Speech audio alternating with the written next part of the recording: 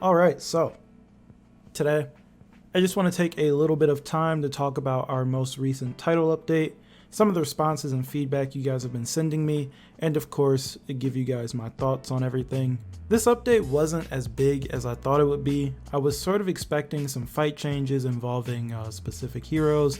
Now that the core combat update has been around for a little while now, I thought that, we would be seeing some of that stuff, especially after a little bit of the hype that had been built up, but it looks like that's not the case this time around. Anyways, if you do watch these videos somewhat regularly, I would really appreciate it if you sub to the channel, as it really helps me out, and hopefully it makes YouTube realize that you aren't all bots as they claim. Now let's not waste any more time and get right into it. Okay, so starting things off, let's talk about the revenge gauge or revenge meter that was introduced to the game in this latest update. Again, this was a change that a lot of people loved and a lot of people didn't really love making its way into the game for whatever reason. Whether it be because they don't like change in a system that's remained pretty similar in the game for years now, or because they feel it'll slow things down. For those of you who haven't played recently or only watch For Honor videos to stay updated on the game, there is now a visible gauge that surrounds everyone's emblems as they earn revenge. That way you can see who's earning revenge while you're fighting and it doesn't feel like it just shows up. Ubi has left a little dev comment in their patch notes saying, knowing whether an enemy is close to having revenge ready is important information to manage group fights efficiently, which was previously missing from players' widgets. And to further hammer in the point, Ubi Insulin, one of the game's community managers, said it will let everyone make educated decisions and reduce a lot of the frustrations people have complained about with surprise mechanics. Tracking enemy meter or ult timings is a thing in lots of games and is always visible to opponents in conventional 1v1 fighting games. I believe this change will impact how a lot of people play, but I don't think it's certain that this means all ganks will be successful.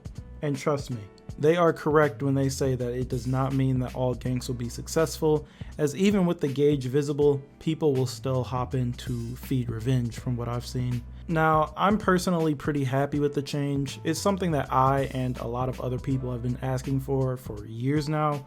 As said, the whole surprise mechanics thing, while just a saying, did feel bad, and now we all have an idea as to what's going on in a fight when it comes to revenge anyways. Of course, it is new, and we'll have to see how this, will affect things going forward. I knew this change was coming a while ago, but figured it wouldn't be introduced into the game before testing, as on paper, it may sound small, but it is a pretty big change. We all have an idea on how revenge works by now, and over time, more and more people have gotten some understanding as to how the tags work and when to back off to ensure that an enemy doesn't earn revenge. And the concern I've seen brought up a lot has to do with the slowing down of fights. People have been saying that since we can see exactly how much revenge we're feeding, what's to stop someone from, just slowing down the fight and, stop fighting altogether, as once that revenge meter is almost full, everyone will back off for a short while, then resume the fight with a 1v1. And I mean, yes, this is true, but it's something that has been happening already, and as players get better, it's bound to happen more. But to that point, if you are in a 1v2 holding a point on your own and your opponents refuse to do anything because they see that you're about to earn revenge, or you get put into a 1v1 with someone that you can defend against, you're doing a good job at stalling and holding the point, which is something revenge aids in doing in the first place, buying time, denying points, denying healing, prolonging renown and feat gain, taking those players and making them focus on you while your teammates have time to capture mid or have the numbers advantage elsewhere, just stuff like that. I also think that having more information is better in this case, especially when it comes to helping people out who don't know how revenge works in any way. They don't understand tags or how revenge builds, and should hopefully mitigate some of the confusion and questions like, how come this guy got revenge but I didn't in this situation? Now, if only Ubi would put all that information into the game, how revenge works exactly, in some sort of video format that's easily accessible from the main menu, that would be great, so that players don't need to take the extra step and actively search for this information or hop on YouTube and have someone like Freeze explain it to them.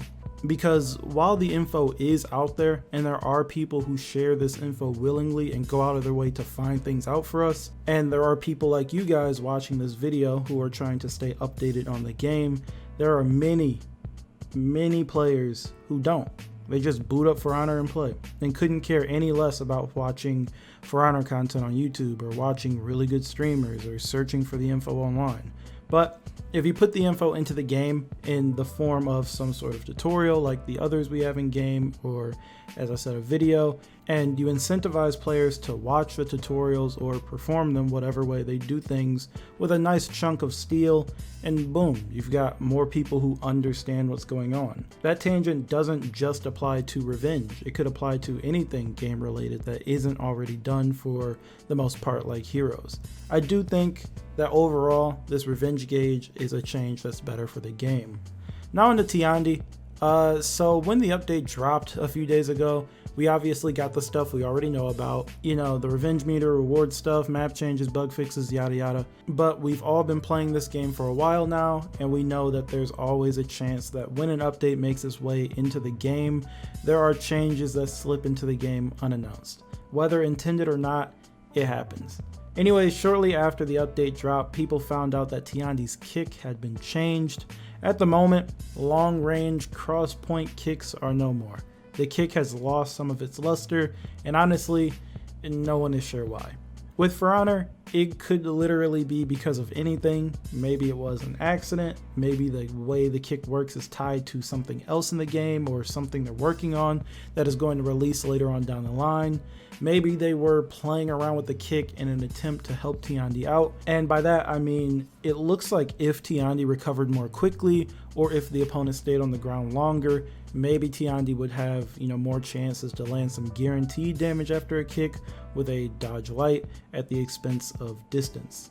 I mean, we really have no idea, and we've seen stuff like this happen before, but people have been a bit more vocal about this one, at least to me.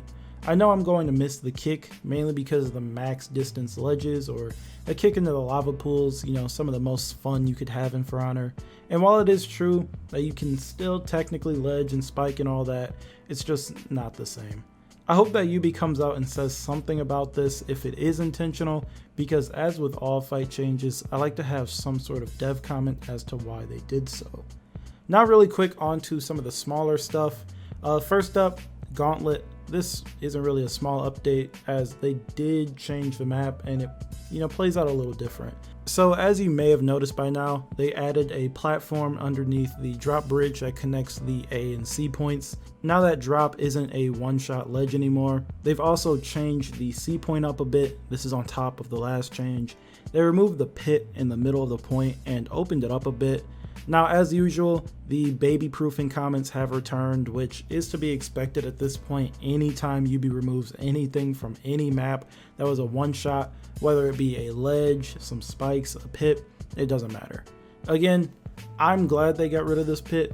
It really dominated the space and it took away from, the fighting. It's also harder to run around the pit and waste time, which is a plus in my eyes. I really didn't like that pit, you guys. I'm sure that things like this are going to continue. Yubi is opening up these points to allow more room for fighting and getting rid of one-shot locations. They've been doing a lot to maps recently. This does not mean they are going to get rid of each and every single insta-kill location in the game though. Then there's, the smaller stuff like how much XP tickets cost. It's a good change. No one should be complaining about this. I can't imagine that anyone has complained about this at all. We all have so much salvage by now. A lot of us have made our heroes look the way we want them to for the most part, or at least our mains, and we have the perks that we want, so we just scrap all the stuff we earn, so we always have plenty of salvage. Now we'll be able to use that salvage to level up our other heroes more quickly, so I'm all for this change. Then there are a bunch of bug fixes and a change to the way you earn ranked rewards, and of course the Halloween event, which isn't really different than what we've received previously, but there are some cool things in it and some of the loot is really nice. And that was about it. This Halloween event will be going on for another few weeks, and then after that we'll be dealing with next gen stuff. A few weeks after that, in early December, this season will end and we will be in the final season for this year. We'll be getting the next hero, of course, and hopefully we'll be getting an idea of what year 5 is going to look like in For Honor. It's pretty clear that this season is going to end off with the next hero being a key part in putting a stop to all of this madness and spearheading the rebellion. So let's see what year 5 holds. Anyways, that's all I've got for this video. Just felt like talking about the game for a little bit. As always, I do want to know what you guys think, so be sure to talk to me down in the comments about anything we talked about in this video. And as always, if you like the video, feel free to leave a like and sub if you're new, and I will talk to you guys in the next video.